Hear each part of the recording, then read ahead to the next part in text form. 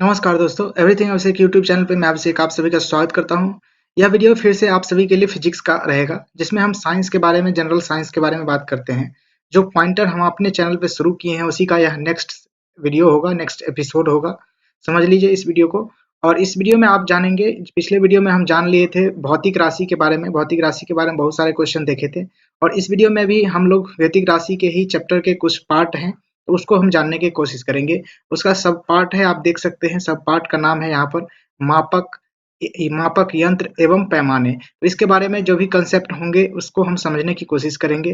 साथ ही साथ जो वैज्ञानिक नाम होंगे, किस उपकरण से किस चीज को नापा जाता है, उस उपकरण का नाम और कहाँ उपयोग किए जाते हैं, इस सभी के बारे में हम समझने वाले हैं। वीडियो को लास्ट तक देखिएगा। वीडियो कैसा लगे उसके बारे में कमेंट बॉक्स में बताइएगा। अभी तक आप सब्सक्राइब नहीं किए हमारे इस चैनल को, तो सब्सक्राइब करके बेल आइकन प्रेस कर लीजिए, ताकि आपको जैसे ही मैं नया वीडियो अपलोड करूँ, तुरंत ही आपको नोटिफिकेशन मिल जाए और तुरंत आप देख सकते हैं उसको।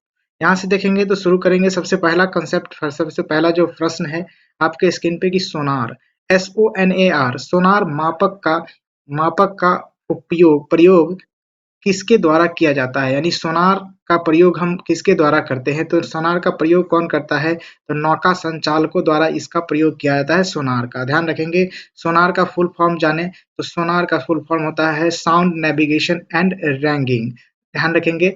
अगला है, आपके स्क्रीन पे देख सकते हैं कि महासागर में डूबी हुई वस्तुओं की स्थिति जानने के लिए हम इसका उपयोग करते हैं, सोनार का उपयोग करते हैं। उसके बाद देख सकते हैं आपके स्क्रीन पे कि सोनार यंत्र में कौन सी तरंगे प्रयुक्त की जाती है, तो पराश्रव्य तरंगे का उपयोग हम करते हैं सोनार के जो यंत्र होते हैं उसमें। अगला है ध्वनि की तीव्रता, ध्वनि की तीव्रता को मापक यंत्र कौन है, ध्वनि की तीव्रता के मापक यंत्र कौन है, तो ऑडियो मीटर के थ्रू हम ध्वनि की तीव्रता को मापते हैं। तो ध्यान रखेंगे। नेक्स्ट है, आपके स्क्रीन पे देख सकते हैं कि पायरोमीटर, पायरोमीटर द्वारा किसका मापन होता है, तो पायरोमीटर द्वारा उच्च ताप का मापन होता है, यानी पायरोमीटर को विकिरण तापमापी भी कहते हैं। पायरोमीटर को विकिरण तापमापी भी कहते हैं, यानी कि पायरोमीटर द्वारा हम किसी उच्च ताप को जो नापते हैं। ध्यान रखेंगे। अगला आपके स्क्रीन पे कि पायर पायर हिलेरोमीटर, पायर हिलेरोमीटर देख सकते हैं। लिरियोमीटर किसके मापन में प्रयुक्त होता है, तो सोलर रेडिएशन के मापन में इसका प्रयुक्त होता है। तो ध्यान रखेंगे, ये सारे इंपॉर्टेंट है। उसके बाद नेक्स्ट आपके स्क्रीन पे मैं दिखाता हूँ, तो यहाँ से आप देख सकते हैं, तो इसमें आपको देखने को मिलेगा यहाँ से कि जितने भी सारे मतलब जो है कि उपकरण है, उसका उपयोग कहाँ हम करते हैं, किस चीज को मापने में करते हैं, इसके बारे में हम यहाँ पर जानेंगे। जैसे आप देख सकते हैं कि वैज्ञानिक यंत्र एवं उनका उपयोग हम कहाँ करते हैं। यहाँ पर इस साइड यंत्र का नाम है और इसका उपयोग हम कहाँ करते हैं, इस साइड बताया गया है। यहाँ से देख सकते हैं कार्बोरेटर, कार्बोरेटर का उपयोग हम देखें तो आंतरिक दहन इंजन या फिर इंजन में हवा को पेट्रोल वाष्प के साथ अवशोषित करने में प्रयुक्त किया जाता है। ध्यान रखेंगे, कार्बोरेटर का उपयोग हम ईंधन को जो कि आंतरिक दहन इंजन में करते हैं, और इसमें क्या होता है, तो इंजन में हवा और पेट्रोल को वाष्प बनाने में यह काम करता है। उसके बाद है कार्डियोग्राम, कार्डियोग्राम का उपयोग हम मनुष्य के हृदय की गति को मापने में करते हैं। फेनोमीटर, फेनोमीटर देखें तो फेनोमीटर में देख सकते हैं, फोनोमीटर है, ध्यान रखेंगे, फोनोमीटर ध्वनि की तीव्रता एवं स्पंदन की आवृत्ति मापन में काम करता है इसे। उसके बाद देखें तो गायरोस्कोप घूमती हुई वस्तुओं की गति मापने का यंत्र है। ध्यान रखेंगे, घूमती हुई वस्तुओं का गति नापने में गायरोस्कोप का उपयोग किया जाता है। उसके बाद है काइमो काइमोग्राफ, काइमोग्राफ देख सकते हैं, हृदय एवं फेफड़ों की गति स्पंदन को ग्राफ का दर्शाने में इसका उपयोग किया जाता है। ध्यान रखेंगे, काइमोग्राफ का उपयोग। उसके बाद है देख सकते हैं एंटीनोमीटर, एंटीनोमीटर का उपयोग सौर विकिरण मापक यंत्र इसे कहा जाता है, एंटीनोमीटर को। एटमोमीटर, एटमोमीटर का वाष्पीकरण मापक यंत्र के रूप में हम जानते हैं।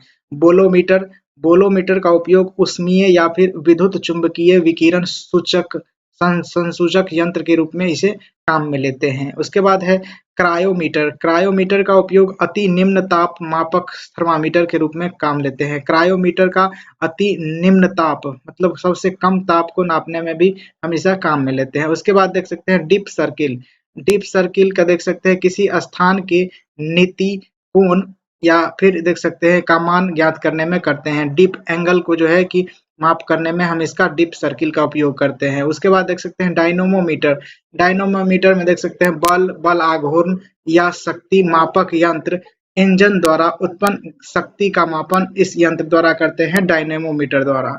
उसके बाद देख सकते हैं डायनेमो का उपयोग यांत्रिक ऊर्जा का विद्युत में परिवर्तन के रूप में हम इसे करते हैं। नेक्स्ट आपके स्क्रीन पे देख सकते हैं इलेक्ट्रो इलेक्ट्रॉन इलेक्ट्रॉन सी इलेक्ट्रॉन सिल्फोलोग्राफ इसे इंग्लिश में बोलते हैं ईईजी। ईईजी इलेक्ट्रोसेल्फोनोग्राम देख सकते हैं, तो इसको ध्यान रखेंगे ईईजी के रूप में। ईईजी से मस्तिष्क की विद्युतीय गतिविधि का मापन किया जाता है। उसके बाद देख सकते हैं कि इवैपोरोमीटर का उपयोग वायुमंडल में जल के वाष्पीकरण की दर का मापन हम करते हैं। उसके बाद जाने तो यहाँ पर है इंडोस्कोप। इंडोस्कोप का उपयोग शरीर के आंतरिक अंगों का निरीक्षण करने वाले यंत्र के रूप में हम इसे करते हैं। उसके बाद जाने तो गायरोस्कोप घूमती हुई वस्तु की गति ज्ञात करने वाला यंत्र होता है। उसके बाद जाने तो आगे देखेंगे तो लीसीमीटर में देखें तो वास्तविक वाष्पोत्सर्जन मापक यंत्र इसे कहा जाता है, लीसीमीटर को। उसके बाद है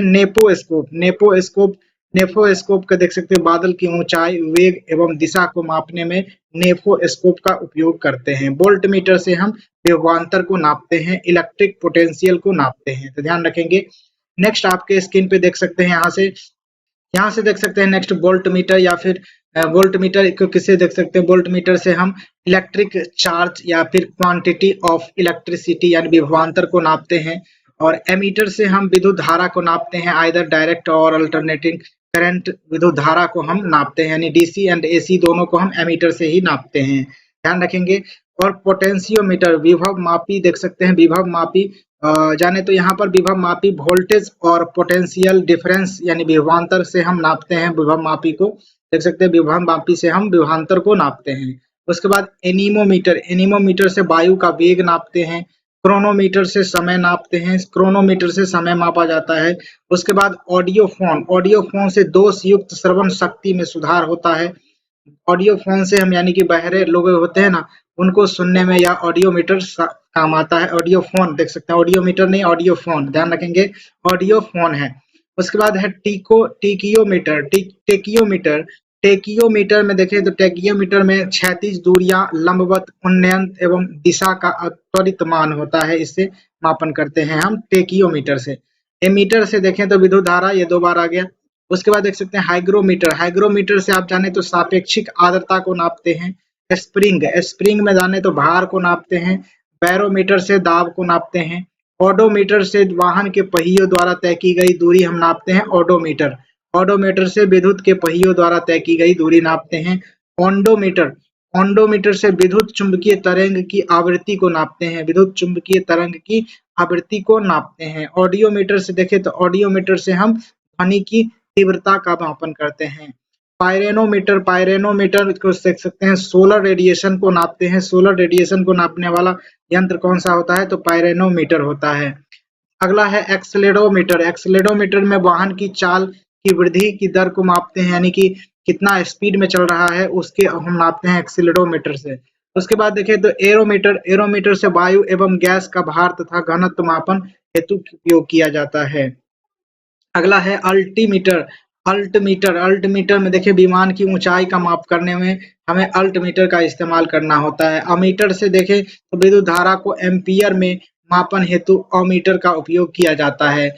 एनीमोमीटर से देखें तो वायु की गति एवं शक्ति को मापन करते हैं एनीमोमीटर से। देख सकते हैं अगला है आपका एपिकायोस्कोप को देखें तो अपारदर्शी चित्रों को पर्दे पर दिखाने हेतु एपिकायोस्कोप का उपयोग करते हैं। ऑडियोमीटर से ध्वनि की तीव्रता को मापन करते हैं। ऑडियोफोन से सुनने में सहायता करने वाला यह यंत्र होता है। ऑडियोफोन जो बहरे लोगों को सुनने में सहायता पहुंचाता है। अगला है बैरोग्राफ में वायुमंडलीय दाब में होने वाले परिवर्तन को ग्राफ पर अंकित करने के लिए बैरोग्राफ का हम उपयोग करते हैं। बैरोमीटर से आप जानते हैं वायुमंडल का दाब नापते हैं। अगला है आपका बोलोमीटर से ऊष्मीय विकिरण मापने का यह यंत्र होता है बोलोमीटर, ध्यान रखेंगे।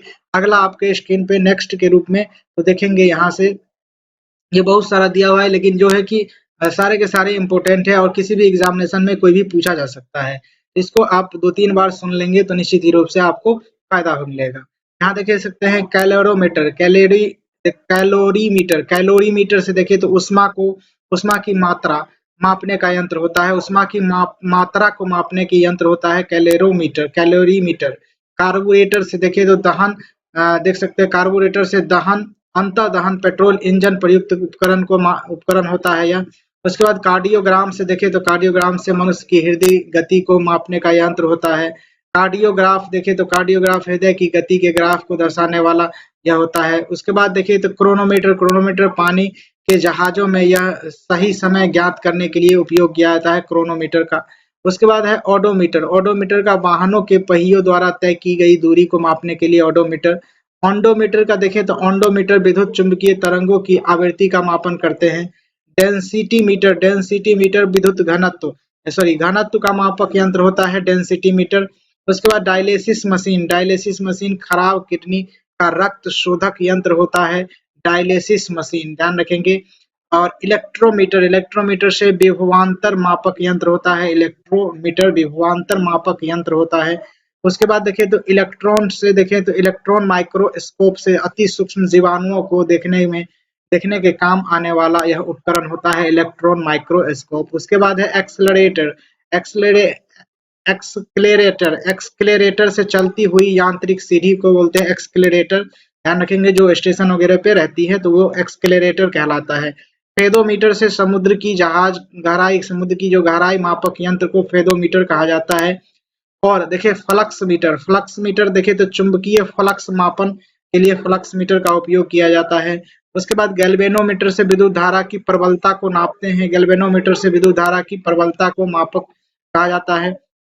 और ग्रोवोमीटर से देखिए तो पानी के अंदर तेल का पता लगाने के लिए ग्रोवोमीटर का उपयोग किया जाता है। उसके बाद देखिए तो हाइड्रोफोन पानी के अंदर ध्वनि तरंगों की गणना करना, इसका काम होता है हाइड्रोफोन का ध्यान रखेंगे, पानी के अंदर ध्वनि तरंगों की गणना करने के लिए, मापने के लिए। उसके बाद है हाइग्रोस्कोप देखिए तो वायुमंडलीय आर्द्रता में परिवर्तन दर्शाने वाला यंत्र होता है हाइग्रोस्कोप।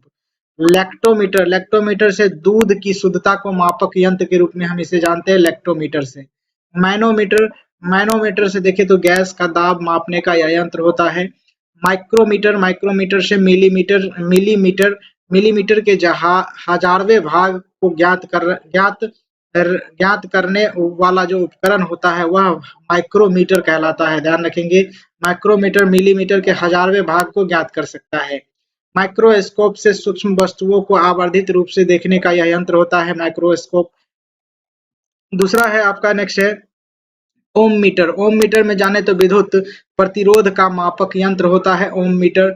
और उसके बाद है फोनोग्राफ से ध्वनि लेखन के काम आने वाला उपकरण होता है फोनोग्राफ ध्वनि लेखन के काम आने वाला उपकरण होता है। फोनोमीटर देखें तो फोनोमीटर ध्वनि की तीव्रता स्तर की ज्ञात करने वाला यंत्र होता है, ध्वनि की तीव्रता स्तर को ज्ञात करने वाला यंत्र फोनोमीटर कहलाता है। नेक्स्ट आपके स्क्रीन पे नेक्स्ट के रूप में अगर आप देखें तो यहाँ से देख सकते हैं। नेक्स्ट आपके स्क्रीन पे यहाँ से दिखाई देगा पॉलीग्राफ देखें तो झूठ का पता लगाने वाला यंत्र क्या होता है तो पॉलीग्राफ होता है। पोटेंशियोमीटर विद्युत परिपथ में दो बिंदुओं के बीच विभवांतर मापने के यंत्र होता है पोटेंशियोमीटर। उसके बाद पोटोमीटर से पौधे में वाष्पोत्सर्जन की जो दर है उसको मापक यंत्र के रूप में हम काम लेते हैं पोटोमीटर का। पायरोमीटर का जो उपयोग हम लेते हैं उच्च ताप मापक यंत्र के रूप में, यानी हाई जो तापमान रहता है हाई टेम्परेचर को नापने के लिए। उसके बाद देखें तो पायरहिलियोमीटर सूर्य की विकिरण मापक यंत्र के रूप में हम इसे काम में लेते हैं। रेडियोमीटर का उपयोग विकिरण मापक यंत्र के रूप में हम इसे काम लेते हैं। सिस्मोमीटर भूकंपीय तरंगे की तीव्रता मापक यंत्र के रूप में हम इसे काम में लेते हैं। भूकंपीय तरंग की तीव्रता के रूप में हम इसे मापक यंत्र के रूप में काम में लेते हैं। नेक्स्ट है आपका सेक्सटेंट देखें तो इस किस ऊंचाई को मापने का यंत्र होता है, या जैसे किसी भी ऊंचाई को मापने का यंत्र होता है। उसके बाद है स्पेक्ट्रोस्कोप। स्पेक्ट्रोस्कोप से स्पेक्ट्रम का विश्लेषण करने वाला यंत्र कहलाता है या स्पेक्ट्रोस्कोप। स्पीडोमीटर, स्पीडोमीटर से मोटर गाड़ियों की गति को मापने का यंत्र कहलाता है स्पीडोमीटर। उसके बाद है सिग्नोमैनोमीटर, सिग्नोमैनोमीटर धमनियों में रुधिर दाब मापक यंत्र के रूप में सिग्नोमैनोमीटर का उपयोग करते हैं। उसके बाद है सिगियो सिफिगियोस्कोप। सिफिगियोस्कोप देखें तो सिफिगियोस्कोप के हम नाड़ी धड़कन को सुनने में हम उपयोग करते हैं सिफिगियोस्कोप को। उसके बाद देखें स्टेथोस्कोप, जिसको आला बोलते हैं, वह हृदय एवं फेफड़ों की आवाज सुनने के यंत्र के रूप में काम होता है। उसके बाद है टेकोमीटर। टेकोमीटर का उपयोग जो है कि वायुयान की गति को मापने वाला यंत्र कहलाता है टेकोमीटर। उसके बाद है थर्मामीटर। थर्मामीटर का उपयोग मानव शरीर का तापमान या फिर ताप मापक यंत्र के रूप में थर्मामीटर का उपयोग किया जा सकता है। उसके बाद है जूडोमीटर। जूडोमीटर वर्षा मापक यंत्र के रूप में काम आता है। वर्षा मापक के यंत्र के रूप में यूडोमीटर का उपयोग हम करते हैं। वेंचुरीमीटर। वेंचुरीमीटर द्रवों की प्रवाह की गति का मापक यंत्र के रूप में हम इसे जानते हैं वेंचुरीमीटर। तो विस्कोमीटर। विस्कोमीटर द्रव की सयांता ज्ञात करने वाला उपकरण कहलाता है विस्कोमीटर।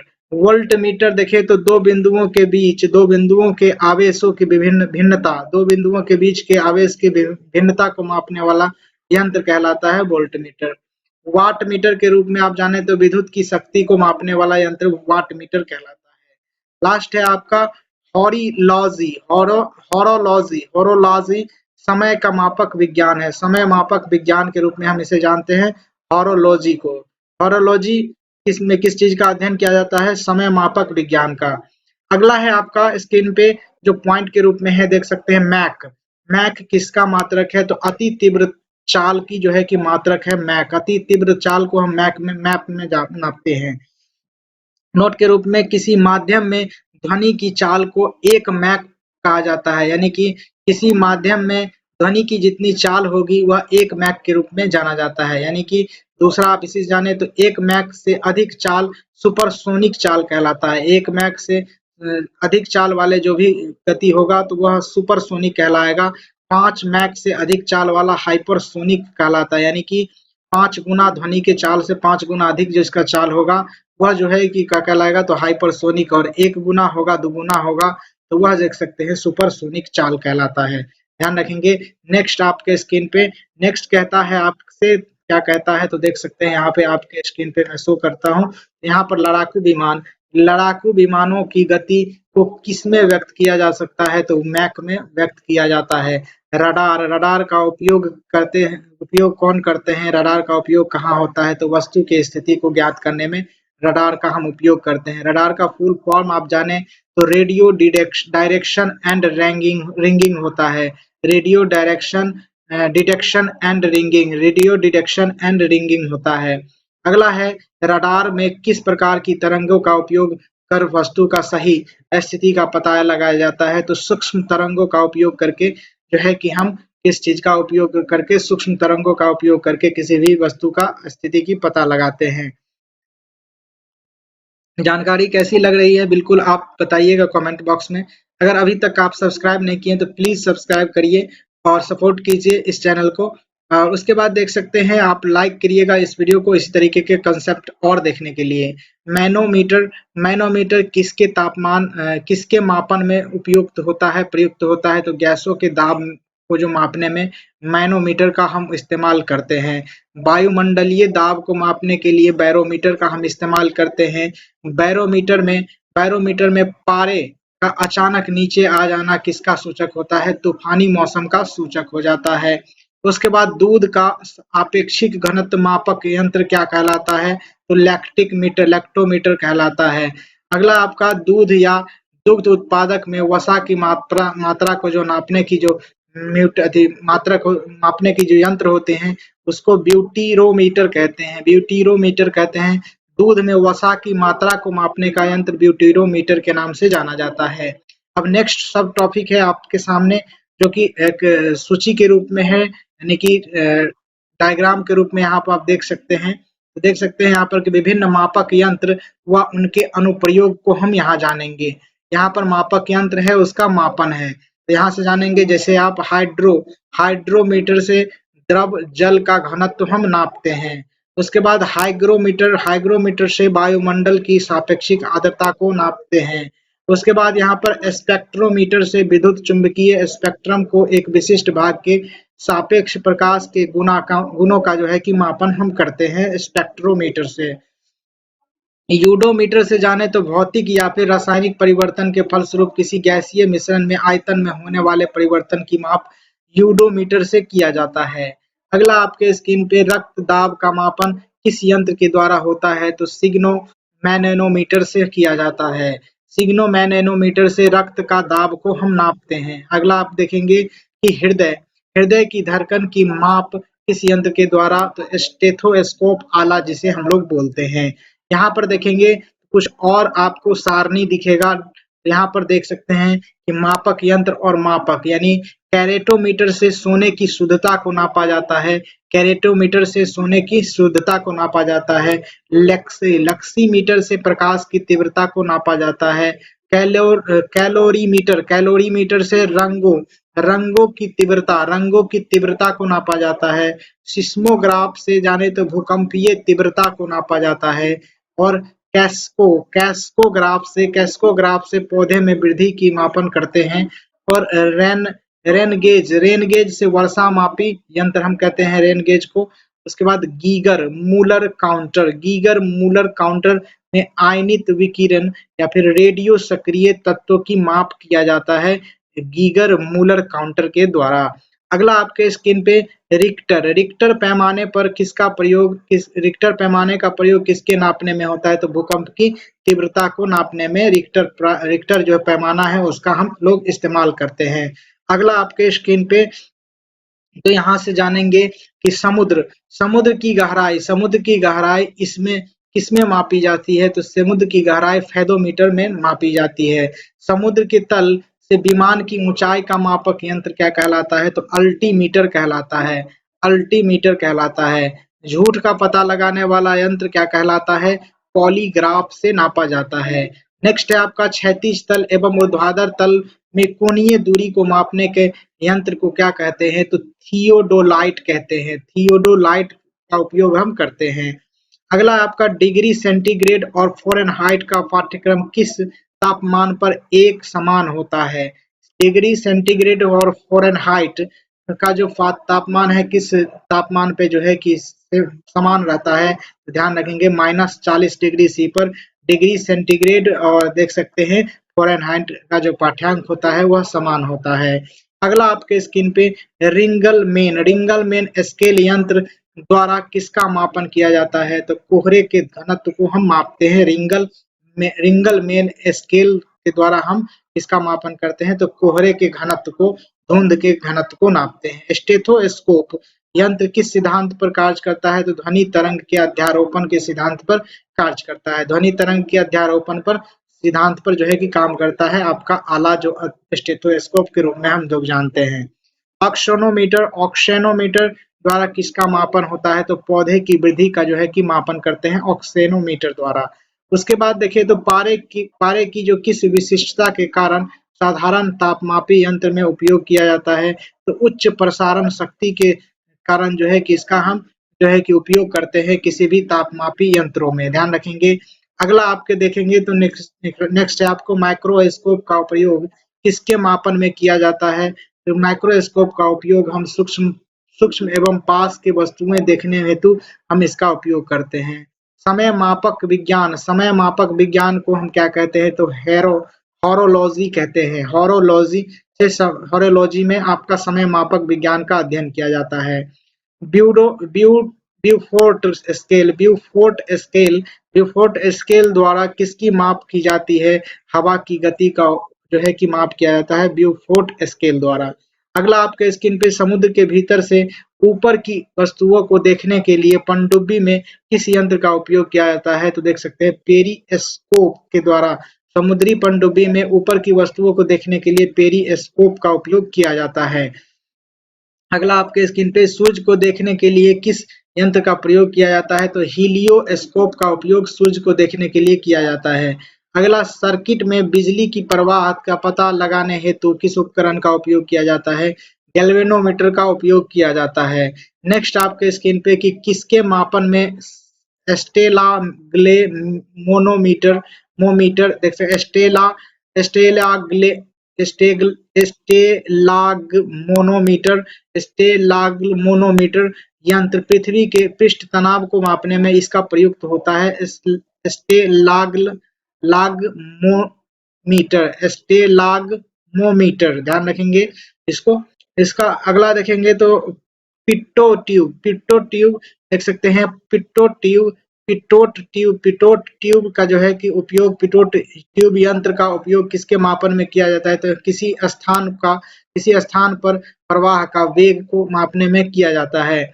अगला देखेंगे मल्टीमीटर। मल्टीमीटर से इनकी संयोजन मल्टीमीटर में किनकी संयोजन होता है? तो मल्टीमीटर में इनका संयोजन होता है तो वोल्टमीटर, आमीटर व ओम मीटर का संयोजन होता है मल्टीमीटर में। ये तीनों चीजों को आप नाप सकते हैं। वोल्टमीटर से जिस चीज को नापते हैं वोल्ट को नाप सकते हैं, आमीटर से विद्युत धारा को नापते हैं और ओम मीटर से प्रतिरोध को नापते हैं। तो ये सारे चीज आप मल्टीमीटर के थ्रू माप सकते हैं। अगला आपको जहाजों में किसका मापन के लिए किसके मापन के लिए इकोलोकेशन नामक यंत्र उपयोग किया जाता है? तो पानी की गहराई नापने के लिए इकोलोकेशन का उपयोग किया जाता है जहाज में। इकोलोकेशन किस प्रकार का यंत्र है? तो यह सोनार पर आधारित यंत्र है। इकोलोकेशन सोनार पर आधारित यंत्र है। नेक्स्ट आपके स्क्रीन पे तो देखेंगे नेक्स्ट आपके स्क्रीन पे क्या है? तो यहाँ से देख सकते हैं आप। मैं आपको दिखाता हूँ कुछ इम्पोर्टेंट और है तो थोड़ा सा है उसको भी देख लेते हैं। यहाँ से देखेंगे तो किए गए कार्य की जो माप है यानी ह्यूमन फिजिकल परफॉर्मेंस का मापने का जो यंत्र है और का है तो आर्गोमीटर के थ्रू हम किए गए कार्य के मनुष्य के द्वारा जो किए गए कार्य है उसको हम माप सकते हैं। अगला है आकाश या समुद्र के नीलिमा आकाश या फिर समुद्र के जो नीलिमा किस मापक यंत्र के द्वारा मापी जाती है? तो साइनोमीटर के द्वारा इसको नापते हैं आकाश कितना नीला है या फिर समुद्र कितना नीला है उसको। उसके बाद देखिए तो वर्षा मापन यंत्र क्या होता है? तो हाइटोमीटर से वर्षा मापन यंत्र के रूप में हम इसे जानते हैं हाइटोमीटर को। उसके बाद एक और देख सकते हैं आपके स्क्रीन पे सब टॉपिक के रूप में आता है इसी से भौतिक राशि एवं मापक से। यहाँ पर देखेंगे तो प्रमुख भौतिक राशियों के 10 की घात के प्रतीक के रूप में हम यहाँ पर जानेंगे। जैसे आप जानते होंगे तो कुछ और देखेंगे यहाँ से और इसको रिवाइज भी कर लेंगे। यहाँ से देखेंगे कि 10 घात इस साइड दिया हुआ है और नाम यहाँ पर दिया है प्रतीक यहाँ पर यानी 10 के पावर 1 को हम क्या कहते हैं? तो डेका कहते हैं, इसे DA से सूचित करते हैं। 10 के पावर 2 के आप देख सकते हैं हेक्टो से सूचित करते हैं, हेक्टो कहते हैं और इसे H से सूचित करते हैं। किलो आप जाने तो 10 के पावर 3 होता है जिसे हम कैपिटल K से सूचित करते हैं। 10 के पावर 6 को हम मेगा कहते हैं, इसे कैपिटल M से सूचित करते हैं। 10 के पावर 9 को हम गीगा कहते हैं और इसे कैपिटल G से सूचित करते हैं। 10 के पावर 12 को टेरा कहते हैं, इसे कैपिटल T से सूचित करते हैं। 10 के पावर 15 को पेटा कहते हैं जिसे कैपिटल P से हम सूचित करते हैं। उसके बाद जाने तो एक्सा को 10 के पावर 8 से लिखते हैं और उसके बाद हम ई से इसे सूचित करते हैं कैपिटल ई से। माइनस 10 के पावर 1 यानी 10 के पावर -1 को डेसी से सूचित करते हैं और प्लस 10 के पावर 1 को डेका से सूचित करते हैं। तो ध्यान रखेंगे इसे हम 10 के पावर -1 को हम 10 के पावर -1 को डेसी से सूचित करते हैं, इसे स्मॉल डी से हम सूचित करते हैं। उसके बाद 10 के पावर -2 को सेंटी से सूचित करते हैं, उसके बाद हम सी से इसे सूचित करते हैं। ध्यान रखेंगे 10 के पावर -3 को मिली कहते हैं और कैपिटल एम में इसे सूचित करते हैं। 10 के पावर -6 को माइक्रो कहते हैं और इसे म्यू से सूचित करते हैं। अगला है इसका नैनो, 10 के पावर -9 नैनो कहलाता है, इसे कैपिटल स्मॉल एन से सूचित करते हैं। अगला है 10 के पावर -10 इसे एंगस्ट्रम कहते हैं, उसके बाद इसे सूचित करते हैं कैपिटल ए से। उसके बाद देखें तो पीको को हम लिखते हैं 10 के पावर -12 और इसे हम कैपिटल पी से सूचित करते हैं। फेम्टो को स्मॉल एफ से सूचित करते हैं और इसे लिखते हैं 10 के पावर -15। इसके बाद देखें 10 के पावर माइनस के 18 को हम एटो कहते हैं, इसे स्मॉल ए से सूचित करते हैं। ध्यान रखेंगे ये एग्जाम में पूछा जाता है, तो आप इसको 2-3 बार सुन लेंगे। उसके बाद आपको देखने को मिलेगा यहाँ से विज्ञान से संबंध प्रसिद्ध दिवस के बारे में। यह भी इम्पोर्टेंट है, विज्ञान से संबंध जो है कि प्रसिद्ध दिवस कौन-कौन से हैं। तो राष्ट्रीय विज्ञान दिवस 28 फरवरी को मनाते हैं और इस दिवस को रमन प्रभाव की खोज के कारण ही मनाते हैं। ध्यान रखेंगे, रमन प्रभाव की खोज के कारण हम राष्ट्रीय विज्ञान दिवस मनाते हैं। यहाँ से देखें तो आयुध निर्माण दिवस 18 मार्च को मनाते हैं। आयुध निर्माण दिवस कब मनाते हैं? 18 मार्च को। विश्व मौसम विज्ञान दिवस 23 मार्च को मनाते हैं। पृथ्वी दिवस 22 अप्रैल को मनाते हैं और राष्ट्रीय प्रौद्योगिकी दिवस 11 मई को मनाते हैं। उसके बाद देखें तो 16 सितंबर को ओजोन परत संरक्षण दिवस के रूप में हम मनाते हैं। अगला आपका 14 दिसंबर है जो कि राष्ट्रीय ऊर्जा संरक्षण दिवस के रूप में हम लोग मनाते हैं।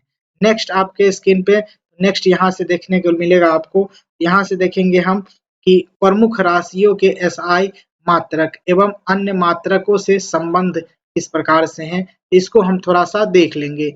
यह भी इम्पोर्टेंट हो जाता है यहाँ से और इसको भी थोड़ा देखना जरूरी हो जाता है। तो यहाँ पर इस साइड राशि का नाम जैसे कि लंबाई दिया हुआ है और संबंध के रूप में 10 माइक्रोमीटर को हम लोग 10 के पावर माइनस 6 मीटर कह सकते हैं। इसको आप कन्वर्ट भी कर सकते हैं, कुछ इंपॉर्टेंट दिए गए हैं तो इसको हम एक बार बता देते हैं। 1 एंगस्ट्रम बराबर हो जाता है 10 के पावर माइनस 10 मीटर के। ध्यान रखेंगे द्रव्यमान में आप चले, द्रव्यमान में 1 मैट्रिक टन बराबर हो जाता है 10 के पावर माइनस 3 किलोग्राम के। और देखें तो परमाणु द्रव्यमान मात्रक को आप एएमयू से मापते हैं, जिसका मान आप जाने, जिसे आप एवोगाद्रो की संख्या कहते हैं। यही चीज होता है 1.66 into 10 to the power minus 27 kg होता है। यह एवोगाद्रो नंबर के रूप में हम लोग भी जानते हैं। आगे देखेंगे तो आयतन में चलें तो 1 लीटर बराबर 10 के पावर माइनस 3 मीटर क्यूब होता है। ध्यान रखेंगे 1 लीटर बराबर 10 के पावर माइनस 3 मीटर क्यूब होता है और 1000 घन सेंटीमीटर होता है। 1000 घन सेंटीमीटर होता है। अगला देखिए तो बल के रूप में देखें तो बल 1 डाइन बराबर 10 के पावर माइनस 5 न्यूटन होता है और 1 किलो बराबर देखिए तो 1 किलोग्राम फुट बराबर होता है 10.81 न्यूटन, यानी कि 9.81 न्यूटन होता है 1 किलोग्राम बराबर। अगला आप देखें तो दाब बराबर देखिए तो दाब में देखें तो 1 किलोग्राम फुट मीटर पर मीटर स्क्वायर को आप देखें तो 9 के पावर 81 न्यूटन मीटर स्क्वायर के रूप में हम इसे जानते हैं। अगला है 1 मिमी यानी 1 मिलीमीटर पारा, आप जाने तो 1 मिलीमीटर पारा 133 न्यूटन मीटर स्क्वायर के रूप में बराबर होता है। अगला आप देखेंगे तो यहाँ से आपको देखने को मिलेगा कार्य एवं ऊर्जा में एक अर्ग आप देखें तो 1 अर्ग बराबर 10 के पावर 7 जूल होता है। 1 किलोग्राम फुट पर मीटर के बराबर जाने तो 9.81 जूल होता है। 1 वाट घंटा बराबर 3.6 गुने 10 के पावर 3 जूल होता है। इसको ध्यान रखेंगे 1 वाट घंटा बराबर कितना होता है? 3.6 गुने 10 के पावर माइनस 10 के पावर 3 जूल होता है। इलेक्ट्रॉन 1 इलेक्ट्रॉन वोल्ट बराबर होता है 10 के पावर 1.6 गुने 10 के पावर माइनस 19 जूल होता है। 1.6 गुने 10 के पावर माइनस 19 जूल होता है 1 इलेक्ट्रॉन वोल्ट बराबर। ध्यान रखेंगे उष्मा में चले तो 1 कैलोरी बराबर 4.19 जूल होता है। 4.19 जूल 1 कैलोरी के बराबर होता है। अगला आपके स्क्रीन पे कि 1 अश्व शक्ति बराबर 746 वाट होता है। इसको ध्यान रखेंगे, यह इम्पोर्टेंट है। अगला आपके स्क्रीन पे जो कि देखेंगे सब टॉपिक के रूप में यहाँ से आएगा कि लंबाई या दूरी के मात्रक का संबंध यहाँ से हम जानेंगे। 1 किलोमीटर बराबर 1000 मीटर, 1 मील बराबर जाने 1 मील बराबर आपको 1.61 किलोमीटर, 1 नाविक मील बराबर जाने 1.852 किलोमीटर होता है। उसके बाद एक खगोलीय इकाई इक्वल टू होता है 1.495 गुने 10 के पावर 11 मीटर होता है। ध्यान रखेंगे 1.495 गुने 10 के पावर 11 खगोलीय इकाई बराबर होता है मीटर में। प्रकाश वर्ष में जाने तो प्रकाश वर्ष में 9.46 गुने 10 के पावर 15 मीटर होता है। 9.46 गुने 10 के पावर 15 मीटर होता है। 9.46 into 10 to the power 15 metre होता है, या फिर इसे आप 48,612 AU के रूप में भी आप जानते हैं। ध्यान रखेंगे, एक पारसेक बराबर होता है 3.08 गुने 10 के पावर 16 मीटर। 3.8 गुने 10 के पावर 16 मीटर एक पारसेक के बराबर हो जाता है। इसे आप जाने तो 3.26 लाइट ईयर के बराबर भी इसे हम कहते हैं। अगला आपके स्क्रीन पे देखेंगे तो देख सकते हैं यहाँ से तो कुछ और फैक्ट दिए गए हैं, तो इसको भी हम जान लेते हैं द्रव्यमान मात्रक के रूप में। द्रव्यमान के मात्रक के रूप में हम जाने तो एक आउंस जो होता है वह होता है 28.35 ग्राम के बराबर। एक पाउंड बराबर होता है 16 आउंस या फिर 453.52 ग्राम के बराबर। 1 किलोग्राम बराबर जो होता है पाउंड में वह होता है 2.205 पाउंड होता है। 1 क्विंटल में 100 किलो होता है। ये सभी लोग जानते ही होंगे। उसके बाद चलते हैं समय के मात्रक के रूप में जाने तो यहाँ पर देखेंगे समय के मात्रक के रूप में तो 1 मिनट बराबर 60 सेकंड, 1 घंटा बराबर 60 मिनट और 3600 सेकंड। ये नॉर्मल है, यहाँ पर देख लेंगे आप इसे। एक वर्ष बराबर यह इम्पोर्टेंट है कि 13 चंद्रमास या फिर एक दिन होता है। 13 चंद्रमास एक दिन, यानी इतना दिन होता है एक वर्ष बराबर। सौर मास किसे कहते हैं तो 30 दिन, 30 या फिर 31 दिन या फिर फरवरी के 28 या फिर 29 दिन को सौर मास कहते हैं। चंद्रमास किसे कहते हैं, 4 सप्ताह को चंद्रमास कहते हैं, एक सप्ताह को 7 दिन कहते हैं। ध्यान रखेंगे, यह इंपोर्टेंट है। उसके बाद जाने तो 12 सौर मास या फिर 365 दिन होता है, आप ध्यान रखेंगे 101 वर्ष में। लीप ईयर में 366 दिन होते हैं, एक दिन बढ़ जाता है।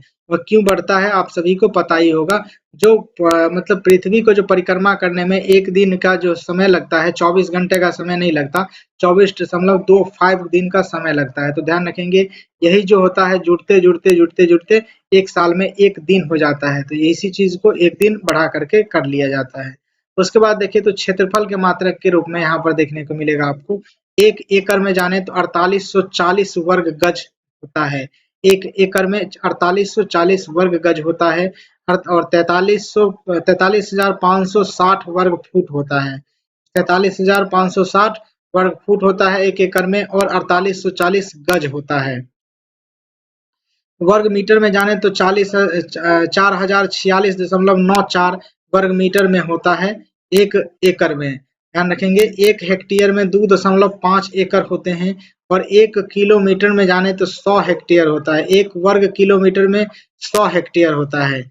1 वर्ग किलोमीटर में 100 हेक्टेयर होता है। उसके बाद जाने तो 1 वर्ग मील में 2.6 वर्ग किलोमीटर होता है। उसको हेक्टेयर में जाने तो हेक्टेयर यहाँ से देख सकते हैं आप 256 हेक्टेयर होता है। 640 एकड़ 1 वर्ग मील बराबर ही होता है, या फिर 2.6 वर्ग किलोमीटर इसके बराबर होते हैं। नेक्स्ट आपके स्क्रीन पे जो शुरू होगा चैप्टर, उसमें हम देखेंगे यांत्रिकी यानी मैकेनिक्स के बारे में। यह बेहद ही इम्पोर्टेंट हो जाएगा आप सभी के लिए। तो फिलहाल अभी तक आप हमारे इस चैनल को सब्सक्राइब नहीं किए तो प्लीज सब्सक्राइब कर लीजिए इस नेक्स्ट वीडियो को देखने के लिए। बेल आइकन प्रेस कर लीजिएगा ताकि आपको नए वीडियो का नोटिफिकेशन समय से मिल सके। फिलहाल के लिए इस वीडियो में बस इतना ही। Thank you for watching this video. जय हिंद, वंदे मातरम।